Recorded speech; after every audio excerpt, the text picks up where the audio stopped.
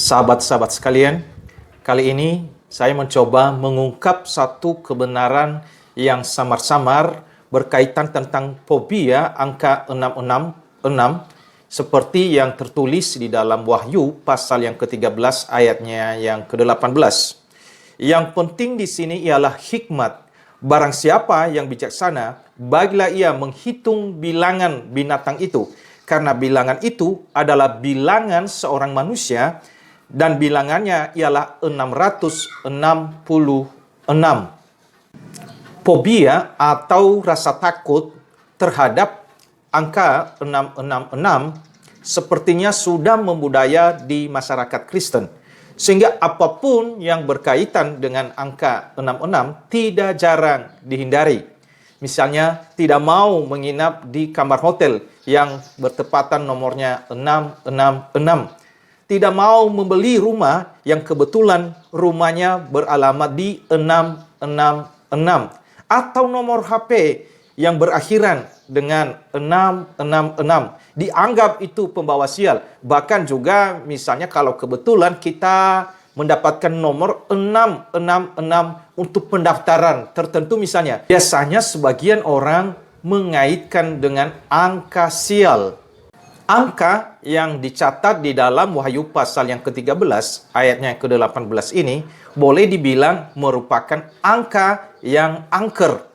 Apalagi angka ini masih banyak orang yang mengait-ngaitkan dengan angka konspirasi, juga isu microchip, ada juga yang menyebutkan sebagai angka setan. Nah, harus diakui bahwa memahami angka 666 ini bukan hal yang mudah. Karena kitab Wahyu penuh dengan simbol-simbol yang tidak selalu bisa diartikan secara harafiah. Selama berabad-abad, tidak terhitung pribadi yang dikait-kaitkan dengan angka ini. Mulai dari paus, kaisar, tokoh reformasi, sampai kepada sistem kepercayaan, pemerintah, penyakit, maupun karya seni. Misalnya saja, Kaisar Nero, Paus Benediktus ke-16, Adolf Hitler, dan masih banyak yang lain lagi. Termasuk beberapa kandidat baru yang pernah muncul seperti Bill Gates, George Bush, dan juga Pangeran Charles. Penjelasan tentang angka 666 ini pernah diutarakan oleh seorang bernama Irenaeus yang hidup pada tahun 130 sampai 202 Masehi. Ia mengatakan bahwa angka 666 adalah angka latinisasi. Latin dalam bahasa Yunani adalah Lateinos. L30, A1, T300, E5, I10, N50, O70, S200. Jadi jumlahnya kalau ditotal adalah 666. Oleh karena terpengaruh dengan penjelasan Irenaeus ini, sebagian penafsir setelah zaman reformasi menentang agama Roma Katolik karena menganggap bahwa angka 666 ini adalah latinisasi. Oleh karena bahasa yang dipakai Kekaisaran Romawi adalah bahasa Latin. Dan uskup Romawi juga hanya memakai Alkitab bahasa Latin. Puji-pujian serta liturginya juga adalah ibadah yang memakai kebudayaan Latin. Sehingga mereka menyimpulkan bahwa angka 666 sebagai pelambang keuskupan dan pengajaran agama Roma Katolik. Namun penjelasan ini sungguh sangat subjektif. Oleh sebab itu, kita belum dapat berkata bahwa Paus adalah anti-Kristus. Contoh pendapat yang lain, berdasarkan mitos Yunani, bahwa ini menunjukkan seorang penentang Allah bernama Titan. Jumlah angka bagi namanya ialah T300, E5, I10, T300, A1, N50. Jadi jumlahnya kalau ditotal adalah 666, yaitu angka 666.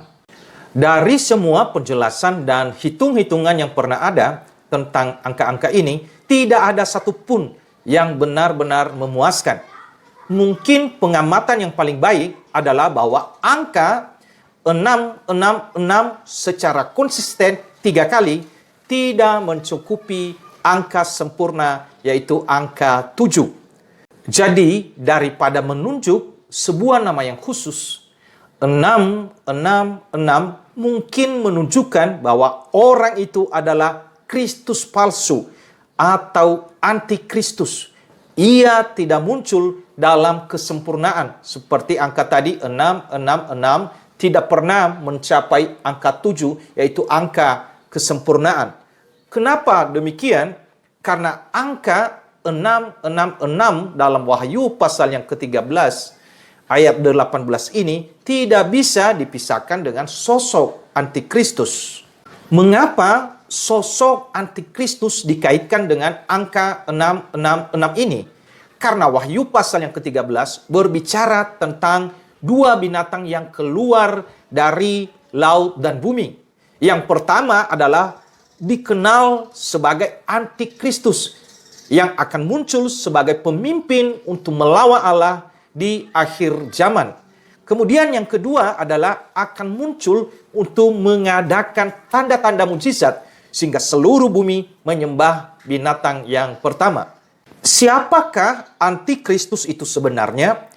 Kata Yunani asli untuk kata antikristus dapat mempunyai dua arti, yaitu menentang Kristus, dalam arti seseorang atau suatu kekuasaan yang menentang pekerjaan Kristus. Atau yang kedua adalah pengganti Kristus, yang menyatakan seseorang atau suatu kekuasaan yang mengambil tempat Kristus atau seorang Kristus palsu. Jadi dengan demikian, fobia terhadap angka 666 ini sesuatu ketakutan yang berlebihan atau tidak berdasar sama sekali. Apalagi dikaitkan dengan angka-angka setan. Pada dasarnya, di hadapan Tuhan, semua angka itu sama saja. Dan tidak ada angka yang keramat atau pembawa sial. Terlebih-lebih fobia terhadap mikrochip yang dihubungkan dengan tanda di tangan kanannya dan pada dahinya dalam ayat yang ke-16.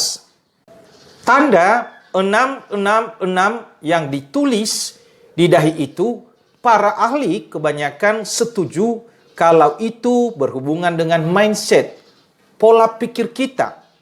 Dan tanda di tangan itu berkaitan dengan tingkah laku kita, perbuatan kita, apa yang kita lakukan. Hal ini mungkin berkorelasi dengan Ulangan 6 ayat yang ke-8 yang berbunyi, haruslah juga engkau mengaitkannya sebagai tanda pada tanganmu dan haruslah itu menjadi lambang di dahimu. Jadi tidak ada kaitannya dengan mikrochip yang ditanam di tangan seperti itu. Demikianlah tanggapan terhadap fobia angka 666 ini.